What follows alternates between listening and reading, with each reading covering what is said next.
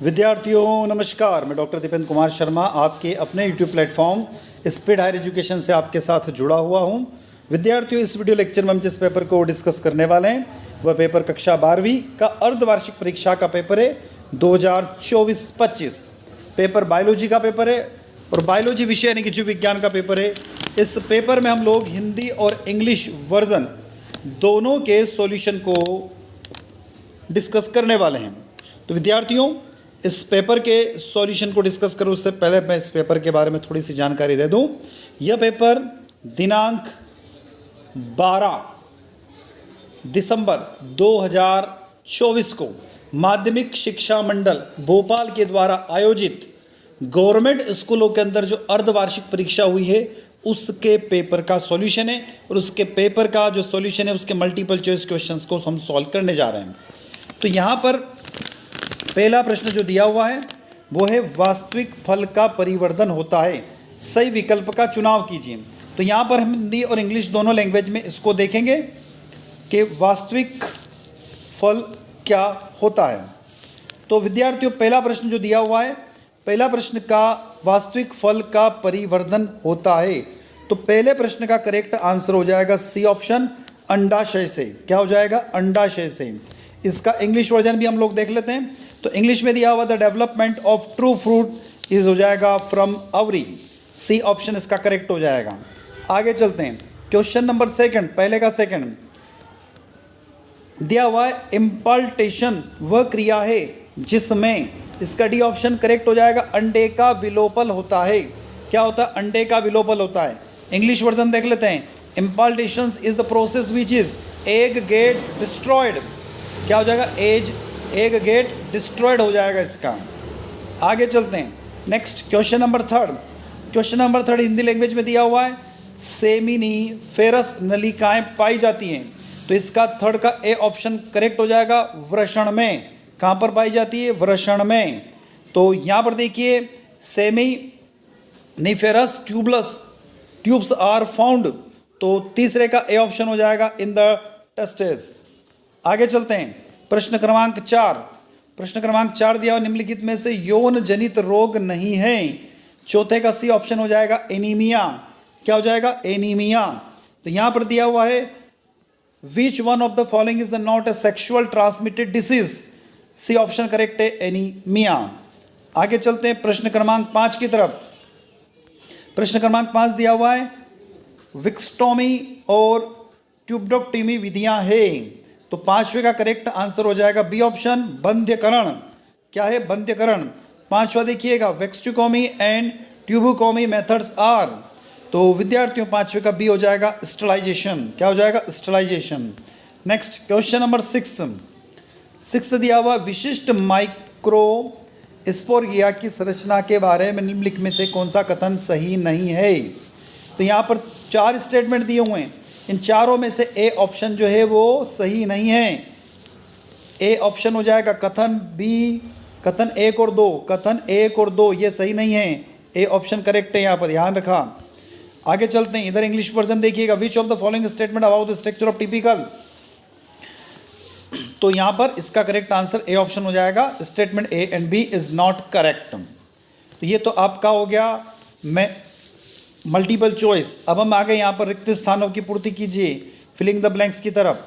Filling the blanks में पहला प्रश्न दिया हुआ एक बीजपत्री बीज में एक बीजपत्रक होता है जिसे स्कूटेलम कहते हैं, याद रखना scutellum. Monocots have one of the cotyledons which is called, तो इसका हो जाएगा स्कूटेलम।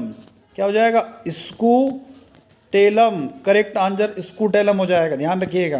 प्रश्न क्रमांक 2, एक विवाहित जोड़े के पहले से 2 पुत्रियां हैं, वो अब 3 संतान की सोच रहा है, इस भावी संतान के पुत्र होने की संभावनाओं का कितना प्रतिशत है।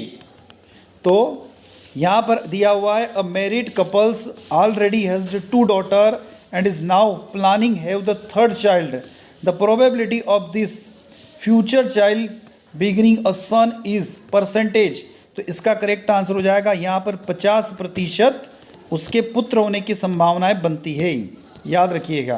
प्रश्न क्रमांक 3 दिया हुआ है मनुष्य के लिंग निर्धारण के लिए कौन सा गुणसूत्र उत्तरदायित्व है? क्या दिया हुआ है question? Chromosome responsible for determining the sex of human beings is. तो ध्यान रखना वाई गुणसूत्र, कौन सा गुणसूत्र? वाई गुणसूत्र रिस्पॉन्सिबल होता है। अगला प्रश्न, चौथा प्रश्न, मेंडल ने अपने प्रयोग में मटर के पौधे के जोड़ों के विपर्यायी लक्षणों के लिए 7, ध्यान रखना 7 आ जाएगा इसके अंदर, क्या आ जाएगा?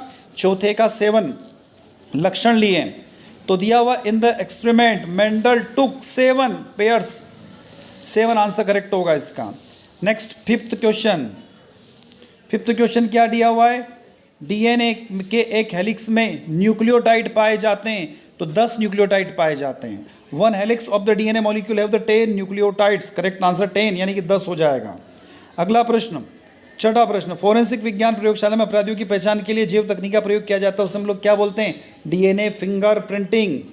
DNA fingerprinting technology used to forensic science laboratory for identification of 4 criminals. तो यहाँ तक का प्रश्न आपका हो गया है। विद्यार्थियों प्रश्न क्रमांक 3 दिया हुआ है, चूज ट्रू एंड फॉल्स, सत्य और असत्य को चुनिए। पहला प्रश्न दिया हुआ है P + Q² equal to Q² plus 2PQ plus Q² equal to 1 समीकरण लेमार्क के सिद्धांत से संबंधित है। तो the equation is related to Lamarck theorem. नहीं विद्यार्थियों, ये स्टेटमेंट गलत है, असत्य है। ये हार्डी विनबर्ग का सिद्धांत है, याद रखना हार्डी विनबर्ग का सिद्धांत है ये, ना कि लेनमार्क का सिद्धांत है। तो हार्डी विनबर्ग का सिद्धांत है, नोट कर लेना इसको आप लोग, ये स्टेटमेंट असत्य है।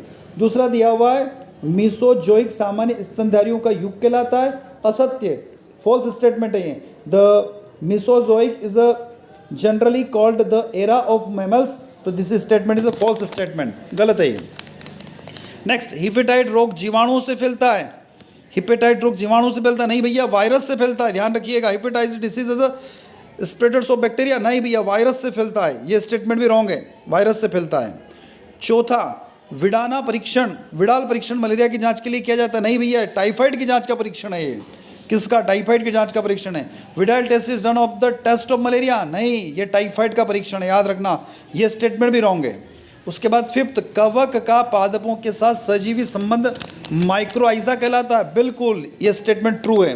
The symbiotic relationship of the fungi with plant is called mycorrhiza, तो करेक्ट आंसर है ये, सही स्टेटमेंट है। छठा, साइनोबैक्टीरिया या ना एनाबिना, नॉन स्टॉक और असिलोटोरिया धान की खेतों में नाइट्रोजन स्थिरीकरण का जैव उर्वरक की भूमिका निभाता है, यह स्टेटमेंट भी करेक्ट है। तो पांचवा और छठा स्टेटमेंट करेक्ट है, बाकी सब फॉल्स यानी कि असत्य हैं। तो साइटोबैक्टीरिया, एनाबिना, नॉन स्टॉक और Oscillatoria act as a nitrogen fixation bacteria in the paddy field.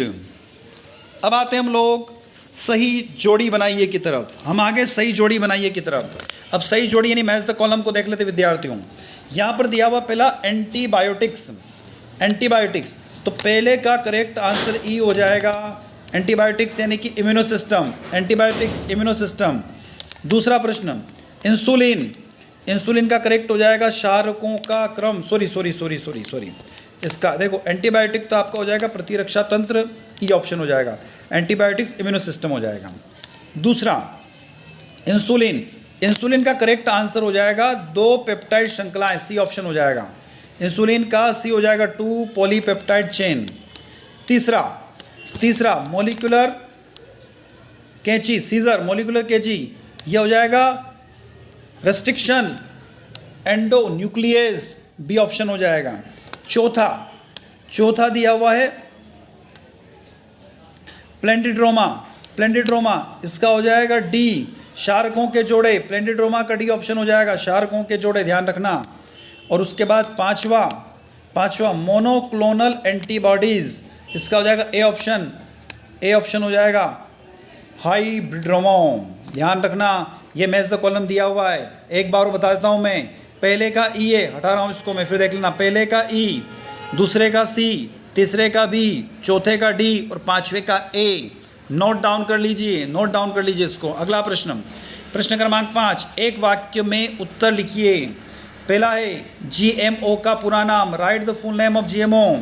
Genetic modulation या जेनेटिक मॉडिफिकेशन ऑर्गेनाइजेशन, तो ऑर्गेनाइजेशन, ओ से ऑर्गेनाइजेशन हो जाएगा, जी से जेनेटिक हो जाएगा। दूसरा, प्रथम परजीवी गाय का नाम रोजी, याद रखना रोजी। Right the name of the first transgenics cow, रोजी नाम है, रोजी। तीसरा, पारिस्थितिक तंत्र में ऊर्जा का मुख्य स्रोत सन लाइट, सूर्य का प्रकाश, सूर्य। Who is the main source of the energy of the ecosystem. Next, fourth, जलीय पारिस्थितिक तंत्रों में उत्पादक के लिए सीमाकारी कारक के रूप में काम करने वाले कारक का नाम लिखिए। तो चौथा हो जाएगा सूर्य का प्रकाश। Name of the factor that act the limiting factor to productivity of the aquatic ecosystem. Next question number 5, जैव भार का उल्टा पिरामिड किस परितंत्र में पाया जाता है?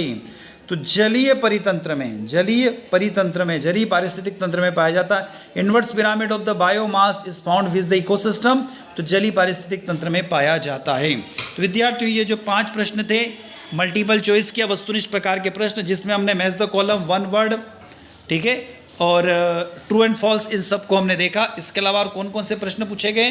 तो यौन संचारित रोगों से बचने के प्रमुख उपाय कौन से हैं? प्रश्न क्रमांक 6 देख लीजिएगा। उसके बाद प्रश्न क्रमांक 7 दिया हुआ है यहाँ पर। प्रश्न क्रमांक 8, व्यावसायिक उपयोग में आने वाले 2 सूक्ष्म जीवों के नाम लिखिएगा। विद्यार्थी इस पेपर का पूरा पढ़ लीजिएगा, याद कर लीजिएगा, समझ लीजिएगा, क्योंकि इसमें से वार्षिक जो मुख्य परीक्षा होगी आपकी, उसमें से पेपर बनने की संभावना हमेशा बनी रहती है। प्रश्न क्रमांक 9वां दिया हुआ है। 9वें के बाद प्रश्न क्रमांक 10वां भी दिया हुआ है, DNA रिकॉम्बिनेशन टेक्निक्स। उसके बाद बायोरिएक्टर दिया हुआ है, ग्रीन थेरेपी दी हुई है। प्रश्न क्रमांक 12 देखिएगा। 13, self pollination and cross pollination दिया हुआ है। उसके अलावा यहाँ पर दिया हुआ है टेस्ट क्रॉस, बैक क्रॉस और टर्नर सिंड्रोम। नेक्स्ट दिया हुआ है यहाँ पर बायोमास पिरामिड दिया हुआ है। प्रश्न क्रमांक 17 भी एक अच्छा सा प्रश्न है ये। और इस तरीके से ये टोटल जो क्वेश्चन पेपर आपको स्क्रीन पर दिखाई दे रहे हैं, इन क्वेश्चंस को आप लोग एक बार रीड आउट कर लीजिएगा। तो ये पेपर आप लोगों का दिनांक 12 दिसंबर 2024 को जो माध्यमिक शिक्षा मंडल भोपाल के द्वारा आयोजित जो अर्धवार्षिक परीक्षा हुई है, उस पेपर का हमने यहाँ पर MCQ का सॉल्यूशन अभी देखा। तो विद्यार्थियों, इसी के साथ हम आपसे विदा लेते हैं। जय हिंद, जय भारत।